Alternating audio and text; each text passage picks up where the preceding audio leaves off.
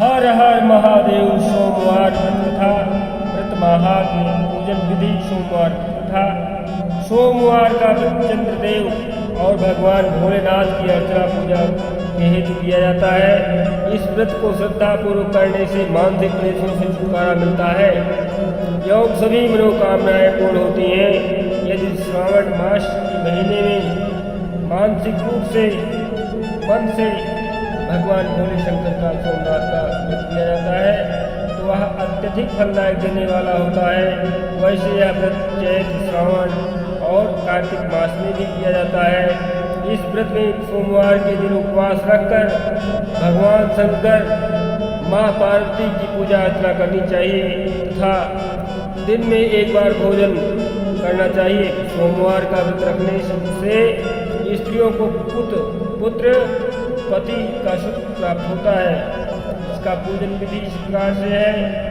भगवान शंकर की पूजा का श्रेष्ठ समय प्रातः काल माना जाता है। अतः सोमवार के दिन प्रातः काल ब्रह्म मुहूर्त में उठकर नित्य कर्म से निवृत्त हो स्नान कर पूजन हेतु ध्यान कर भस्म धारण करते हुए दिशा के आसन पर बैठे पूर्व अथवा उत्तर दिशा की ओर मुख करके चौकी पर नया सफेद कपड़ा बिछाए। इस प्रकार से जो है ताबे पर खुदवा करके सोम सोमाय नमः मंत्र का जाप भी करें। भगवान शिव शंकर की मूर्ति प्रतिमा पर तथा शिवलिंग की स्थापना करें। बिल्व पत्र, पुष्प, अक्षत, जल एवं दक्षिणा इत्यादि जो है सामग्री अपने निकट रखें। इस प्रकार से भगवान शिव शंकर की पूजा करनी चाहिए और किताब भी पढ़नी चाहिए। व्रत कथा पूर्ण करने के उपरांत भगवान शिव को भोग लगा करके तुलसी के पौधे में अर्घ दें एवं एक दिन में एक समय ही भोजन करें। सोमवार व्रत कथा की विधि इस प्रकार से है। भगवान भोले शंकर अत्यंत ही इस कथा से प्रसन्न हो जाते हैं। एक नगर में बहुत धनवान साहूकार रहता था। उसके घर में धन की कोई कमी नहीं थी, परंतु वह जो है बहुत ही दुखी था क्योंकि उसकी कोई पुत्री नहीं थी। वह उसी चिंता में दिन रात दुखी रहता था। पुत्र की कामना के लिए वह प्रत्येक सोमवार जो है शिव जी का व्रत किया करता था और पूजन भी किया करता था तथा सायंकाल मंदिर में जाकर शिव जी के सामने दीपक जलाया करता था। उसके इस भक्ति भाव को देखकर एक समय माता पार्वती जी ने शिव जी महाराज से कहा, महाराज यह साहूकार आपका अनन्य भक्त है, सदैव आपका व्रत और पूजन बड़ी श्रद्धा से करता है, आपको इसकी मनोकामना पूर्ण करनी चाहिए। शिव जी ने कहा, हे पार्वती यह संसार कर्म क्षेत्र है। किसान खेत में जैसा बीज बोता है वैसा ही फसल काटता है, उसी तरह मनुष्य इस संसार में जैसा कर्म करता है वैसा ही फल भोगता है। माता पार्वती ने अत्यंत आग्रह से निवेदन से कहा, महाराज यह आपका जन्म अनंत भक्त है, जन्मांतर है, क्या बात है। भगवान भोले शंकर ने कहा, हे देवी सुनिए, जो भी मनुष्य जैसा कर्म करता है इसलिए जन्म का बचा हुआ से छोड़ जाता है, अगले जन्म में उसको भोगता है। अर्थात जो इस जन्म में किया वह इस जन्म में अगर नहीं भोग पाया उसको अगले जन्म में, फिर अगले जन्म में इस तरह से चलता रहता है। 84 लाख योनियों में आप तो सदैव अपने भक्तों पर दयालु होते हैं और उनके दुखों को दूर करते हैं। यदि आप ऐसा नहीं करेंगे तो मनुष्य आपका पूजन तथा व्रत क्यों करेंगे। माता पार्वती का ऐसा आग्रह देखकर के शिव जी कहने लगे, हे पार्वती इसके कोई पुत्र नहीं है, इसीलिए यह चिंता में अति ही दुखी रहता है। इसके भाग्य में पुत्र न होने पर भी मैं इसको पुत्र की प्राप्ति का वर देता हूँ, परंतु यह पुत्र जो है केवल 12 वर्ष तक जीवित रहेगा, इसके पश्चात वह मृत्यु को प्राप्त हो जाएगा। इससे को जो है प्रकार की कोई कमी नहीं होगी। लेकिन अब जो बच्चा है इसकी उम्र जो है आगे नहीं बढ़ सकती है, इससे यह अत्यंत ही दुखी होगा। माता पार्वती और भगवान भोले शंकर का यह वार्तालाप साहूकार सुन रहा था। इससे जो है उसको न कुछ प्रसन्नता हुई और न कुछ दुखी हुई होगा। वह पूर्व की तरह शिव जी का व्रत करते हुए जो है पूजन करता रहा। कुछ समय के बाद साहूकार की स्त्री गर्भवती हुई और 10वें महीने उसे गर्भ से एक सुंदर पुत्र की प्राप्ति हुई। साहूकार के घर में बहुत ही खुशी मनाई गई, परंतु साहूकार तो यह जानता था कि उसकी केवल 12 साल की ही उम्र है, इसलिए उसे अत्यधिक प्रसन्नता प्रकट नहीं किया, अर्थात उसे कोई अतिरिक्त जो है खुशियाँ नहीं प्राप्त हुई, क्योंकि यह भेद वह स्वयं ही जानता था, वह किसी को बताता भी नहीं था। जब वह बालक 11 वर्ष का हो गया तो बालक की माता ने उसके पिता से उसका विवाह करने के लिए कहा। साहूकार ने कहा, अभी मैं इसका विवाह नहीं करूँगा, मैं अपने पुत्र को काशी पढ़ने के लिए भेजूँगा। साहूकार ने बालक के मामा को बुलाकर उसको बहुत सा धन दे करके कहा, तुम इस बालक को काशी पढ़ने के लिए ले जाओ और रास्ते में इस स्थान पर भी जहाँ भी यज्ञ प्रयोजन हो रहा हो ब्राह्मणों को भोजन कराओ और दान को दक्षिणा देते हुए जाते रहिए। दोनों मामा और भांजे ये भी करते रहे, तो ब्राह्मणों को भोजन कराते रहे, दक्षिणा देते रहे और काशी की तरफ आगे बढ़ते रहे। तो जाते जाते उन्हें रास्ते में एक शहर दिखाई पड़ा। उस शहर में राजा की कन्या का विवाह था, परंतु जो राजकुमार विवाह कराने के लिए आया था वह एक आंख से काना था, एक आंख से काना था।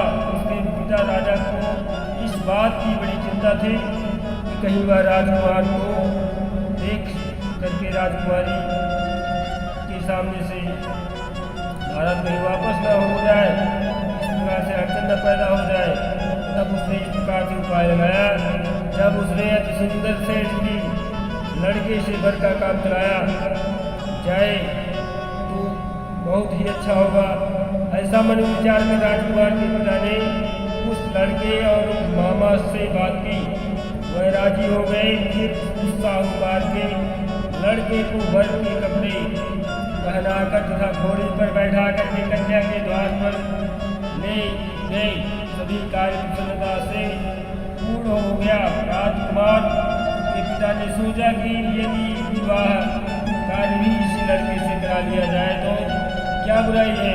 ऐसा विचार कर लड़के के मामा से कहा, यदि आप फेरों और कन्यादान के काम भी करा देते तो बड़ा अच्छा रहता, आपकी बड़ी कृपा होगी, मैं इसके बदले आपको बहुत सारा धन दूंगा। दोनों ही ने इसे हर्षपूर्वक बुद्धिमन से स्वीकार कर लिया। विवाह कार्य भी बहुत अच्छे तरह संपन्न हो गया। सेठ का पुत्र जिस समय जाने लगा तो उसने राजकुमारी की चुंदरी में और उसके पल्लू में कुछ लिख करके दे दिया, अर्थात क्या लिख दिया कि मेरा विवाह तुम्हारे साथ हुआ है और जिसका विवाह तुम्हारे साथ नहीं हुआ उसी के साथ तुम्हारी विदाई हो गई, अर्थात तेरा विवाह मेरे साथ हुआ है, उस राजकुमार ने लिखा। परंतु जिस राजकुमार के साथ तुम जाओगी वह एक आंख का काना है। तो इसमें एक लाइन कहावत होती है कि काशी को पढ़ने जा रहा हूँ, एक आंख के काना तो बरखड़ा हो जाना, ये भी कहावत है। सेठ के लड़के के जाने के पश्चात राजकुमारी ने जब अपनी चुंदड़ी पर ऐसा लिखा हुआ पाया तो उसने काने राजकुमार के साथ जाने से मना कर दिया। उसने अपने माता पिता को सारी बात बता दी और कही कि यह मेरा पति नहीं है, मेरा विवाह इसके साथ नहीं हुआ है, जिसके साथ मेरा विवाह हुआ है वह तो काशी पढ़ने गया है। राजकुमारी के माता पिता ने अपनी कन्या को विदा नहीं किया और बारात वापस चली गई। उधर सेठ का लड़का और उसका मामा काशी पहुँच गए। वहाँ जाकर के उन्होंने यज्ञ कराया और लड़के के ने पढ़ना शुरू कर दिया। जिस दिन लड़के की आयु 12 साल की हुई उस दिन उन्होंने यज्ञ रखा था। लड़के ने अपने मामा से कहा, मामा जी आज मेरी तबीयत बहुत कुछ ठीक नहीं है। मामा ने कहा अंदर जाकर के सो जाओ बच्चा। लड़का अंदर जाकर के सो गया और थोड़ी देर में उसके प्राण निकल गए। जब उसके मामा ने आकर देखा कि उसका भांजा जो है टूट पड़ा है तो उसको बड़ी दुख हुआ। उसने सोचा कि अगर मैं कभी रोना पीटना शुरू कर दूँगा और हल्ला गुल्ला मचाना शुरू कर दूँगा तो यज्ञ का कार्य अधूरा रह जाएगा, सब लोग बिना भोजन करके भाग जाएंगे। अतः उसने जल्दी से यज्ञ का कार्य समाप्त कर ब्राह्मणों के जाने के बाद रोना पीटना शुरू कर दिया। संजोग बस उसी समय शिव पार्वती उधर से आ रहे थे। उन्होंने जब देखा कि जोर जोर से रोने की आवाज़ सुनी तो पार्वती ने कहा, महाराज कोई दुखिया रो रहा है, इसके कष्ट दूर कीजिए। जब शिव पार्वती वहाँ पहुँचे तो उन्होंने पाया कि वहाँ एक लड़का पड़ा था। माता पार्वती की कहने लगी, अर्थात माता पार्वती जी भोले शंकर जी कहने लगी, महाराज यह तो उसी सेठ का लड़का है, उसी सेठ का लड़का है जो आपके वरदान से प्राप्त उत्पन्न हुआ था। शिव जी की इस बात को सुनकर के पार्वती बोली, महाराज इसके लिए कुछ उपाय कीजिए। तब भगवान महादेव ने कहा, हे पार्वती इस बालक को और आयु दो, नहीं तो इसकी माता पिता तड़प तड़प कर मर जाएंगे। माता पार्वती के बार बार आग्रह करने पर शिव जी ने उसको जीवन का वरदान दिया। शिव जी की कृपा से वह लड़का जीवित हो गया। शिव जी और पार्वती कैलाश पर्वत को चल दिए। शिक्षा पूर्ण होने पर वह लड़का और उसका मामा शिव कार्य करते, ब्राह्मणों को भोजन कराते तथा दक्षिणा देते अपने घर की ओर चल पड़े।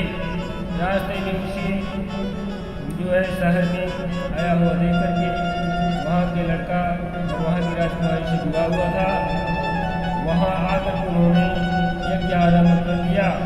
इस लड़के के वहाँ के राजा ने उसको पहचान लिया और महल में ले जाकर के उसकी बहुत आवभगत सत्कार किया। बहुत प्रकार के दास दासियों से आदरपूर्वक अपनी राजकुमारी और जवाई को विदा कर दिया। इस प्रकार से जब वह अपने शहर के निकट आए तो मामा ने कहा कि मैं पहले तुम्हारे घर जाकर तुम्हारे माता पिता को खबर देता हूँ, तब जो है चला जाएगा।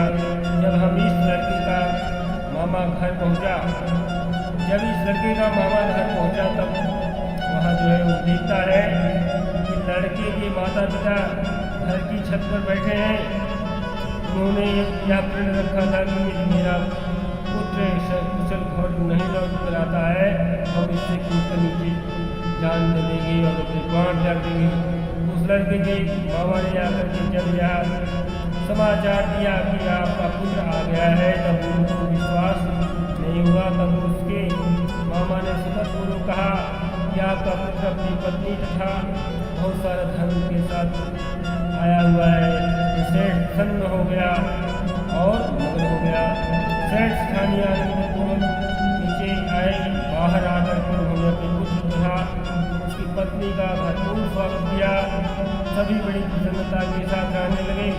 जो कोई सोमवार के व्रत धारण करता है अथवा इस व्रत को पढ़ता है या सुनता है, उसके सब दुख दूर होकर के उसकी समस्त मनोकामनाओं पूर्ण करते हैं तथा इस लोक से नाना प्रकार के सुख होकर अंत में सदा शिव की शरण में जाता है। भगवान शिव पार्वती उसके ऊपर बड़ी कृपा करते हैं।